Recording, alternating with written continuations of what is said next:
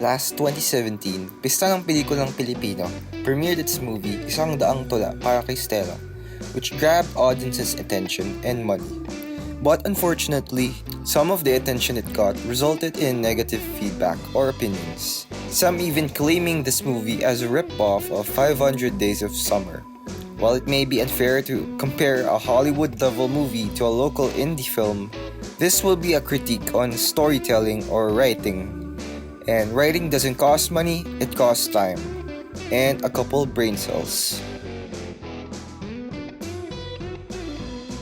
While it's true that both movies have their own version of a manic pixie dream girl, because, for example, Stella is into different bands and other cool music, and Summer is into different bands and other cool music. And both women are seemingly perfect in the eyes of both our main characters. There are certain differences which makes an all-time classic and another just another independent movie. The main difference is how close the films stick to their vision. 500 Days of Summer is a movie about growing up and becoming a better person. While Tula Para Kay Stella is about... Actually, I don't know what this is about. Is this movie about stutterers or singers? Well, those are people, not story or what it's about. Stella's character is someone who uses other people to move up in her music career. Is this movie about using people?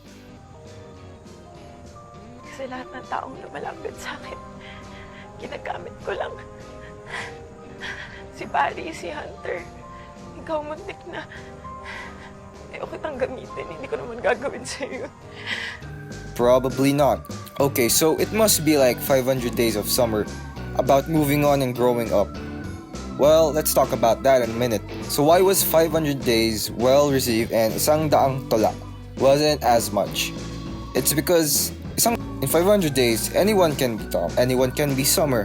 They aren't as unrealistic as a stuttering loser boy or a quirky hipster chick that likes to play cool music like Stella. Tom was relatable, and this one shot just sums it up. Everyone has been here and felt what he's feeling right here.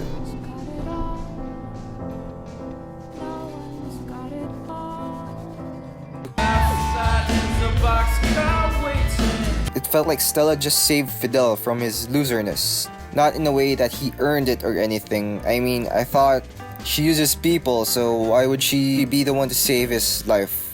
Oh, it's because she's going to make paasa to him so that we, the audience, will bawl our eyes out at the end once Stella does break his heart.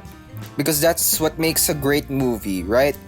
Wrong. And we'll get to that in a minute. In 500 Days, they have real chemistry. Summer didn't have to save Tom. They genuinely have the same interests and like each other a lot.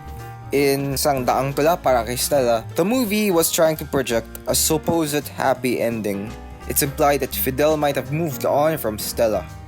500 Days does a better job at this because they focus 100% on giving us that happy ending. What I mean is that Tom and Summer may not have ended up together, but they both move on and write a new chapter in their lives as a better person. The key here is that they both become better people with better lives. The development is best summarized in these two shots. You could just ask her out. Don't be stupid. I was just wondering if maybe after this, you want to get some coffee or something. The last scene of Stella was one of the better scenes because many of us relate to this feeling. Bakit mo ako pinagpalit ng ganun lang? Sorry. Bakit nga? Or at least the idea of where we get replaced by someone lesser than us, even if we deserve to be with the person. But wait, where is the happy ending for Stella? It looks like she married someone who was just so messed up that Stella could not mess him up anymore. Pabaliw ka lang sa akin. Ayos yun. Masaya maging baliw. Than they are. But what are you trying to give us? A happy ending or a sad ending? Well, on the other hand, how does Summer's marriage make her a better person? Well, ladies and gentlemen, this is summarized by one of the most memorable lines not just in the movie but for the rest of movie history. It just happened. Right, but that's what I don't understand. What just happened? I just woke up one day and I knew. Knew what? What I was never sure of with you. All in all, both movies aren't bad. It just goes to show the difference from an all-time classic movie that will be remembered beyond our lifetime to a movie we barely talk about today. This shows the importance of theme and how you should do everything to stick to it. Anyway, that concludes the video. Like and subscribe to support our channel and hit the comments below on what part of either movie did you like the most. See you on the next video.